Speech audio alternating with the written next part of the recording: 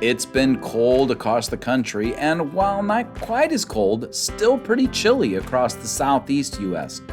Recent rains have caused flooding across much of the southeast, and some areas are still experiencing drought conditions. Shelby, Adam, and I will address the drought, the flooding, and what comes next in the January 2024 edition of the Water Resources Outlook. Here's Shelby to get us started. Thanks, Todd. I'm happy to be here and able to provide the climatology portion of our WRO.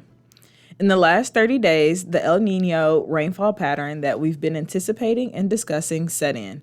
Consecutive frontal rainfall events allowed every portion of the southeast to see a minimum of 2 inches. The highest rainfall totals for the period were across the Florida Panhandle and in the mountain areas upstream of our river headwaters. Headwaters in the Carolinas saw 10 to 15 inches of rainfall, while there were broader areas of 5 inches across the southeast. The precipitation departure from normal ranges from slightly below normal to much above. Portions of North Alabama and South Georgia did not reach climatology, while along the Atlantic coast, the rainfall was near normal. This can be seen by the yellow hues depicting these areas receiving 1 to 2 inches below their normal and the grayish tones showing near normal. Locations with the highest totals mentioned in the previous slide are also the areas with above average departures. For most of the southeast, January through April are typical months for high stream flow. With the addition of El Nino, we expect the typical high stream flows to be enhanced through the spring. Though August through October are typical months for Florida's high stream flow because of tropical systems and the many convective events they see, during that period, El Nino will also influence Florida stream flows in the coming months. If you remember from last month, many headwaters in Georgia and the Carolinas were much below normal flow for the 28 days preceding the WRO production. After our December and early January rainfall, those headwaters are now normal in Georgia and above normal in the Carolinas. Below normal streamflows are still persisting in Alabama and eastern Mississippi, though there is some evidence of recovery to normal on shorter time intervals. In our 28-day average runoff from the USGS, we can see the impact of the previous drought causing the regional runoff to drop much below normal in November of 2023. Today, the runoff has rebounded and the regional runoff is more similar to where we were at the end of February 2023. With El Nino conditions expected to persist through April, we will likely continue seeing runoff trends in the winter and spring that are more normal than we saw last year. This drought monitor change map is displaying how and if the drought class has changed since our last WRO. As you can see, there has been significant improvement in the Carolinas and Georgia, but majority of Alabama did not mark any change. Though the rain did not improve conditions drastically in Alabama as it did in other parts of the southeast, it did help maintain existing conditions from worsening. Looking at our river flood climatology based on week of the year, we can see that we are in a period where minor flooding is not uncommon. This graphic does not separate INSO neutral El Nino and La Nina years, but we know that during El Nino years, we typically see a 20% magnification of the number of floods in January and a 50% magnification in February. That being said, rain during the first week of January resulted in numerous river rises to moderate and minor flooding. 2 of these moderate floods and many minor and action stage floods are still ongoing. Today, a low-pressure system will make its way across Mississippi and is expected to cross Alabama and Georgia. Some light precipitation is expected to fall with the system, with most areas only seeing a few hundredths of an inch. Localized areas in North Georgia may see as much as 1/10. Tomorrow, the low pressure will lift off to the northeast and an associated cold front will move across the southeast. The cold front will deliver a reinforcing blast of cold air that will keep the southeast cold throughout the weekend. By Saturday, the cold front has passed through the area and high pressure will form over the central plains. The high pressure will dominate the weather for the southeast, producing dry conditions throughout the weekend.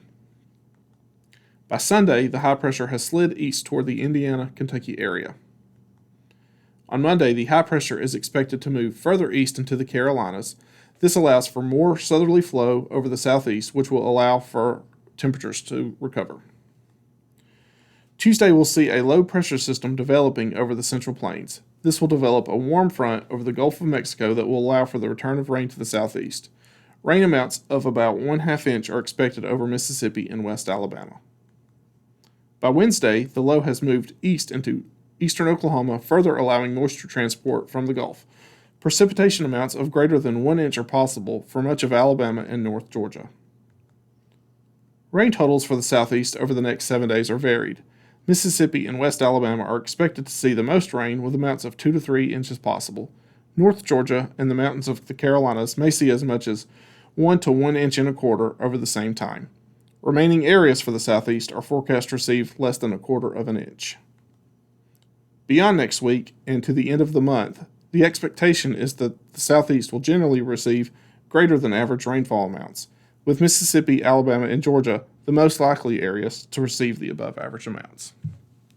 While our first week of the forecast doesn't look too active until the end of the week, week 2 looks more active, and so does the month of February. Our monthly outlook from the Climate Prediction Center continues to show active weather across the southeast.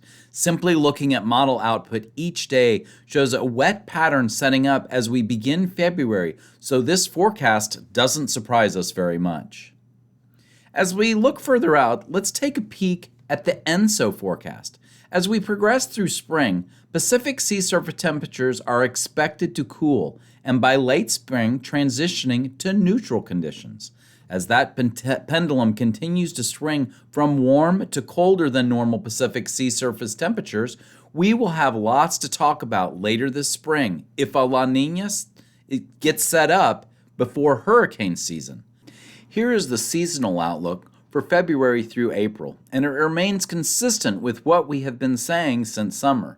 And while we have seen flooding already in the southeast, based on the current forecast, we've got more flooding in store through the rest of the winter and into spring.